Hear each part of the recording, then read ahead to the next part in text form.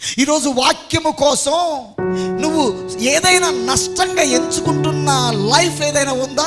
వాక్యం కోసం ఈరోజు ఇది నేను నష్టంగా చూస్తున్నాను, వాక్యం కోసం దీన్ని వదిలిపెడుతున్నాను, వాక్యం కోసం దీన్ని విడిచిపెడుతున్నాను, వాక్యం కోసం ఈ త్యాగం చేస్తూ అనే ఒక రవ్వంత సాక్ష్యం ఉందంటావా?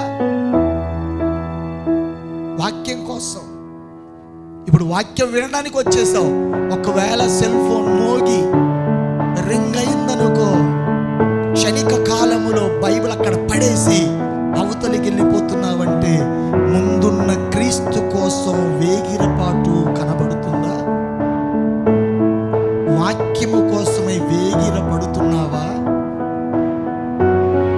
ఆ వాక్యం బోధించే రోజు ఆదివారం అయితే ఆ వాక్యం కోసం నువ్వు చేసిన త్యాగమేది?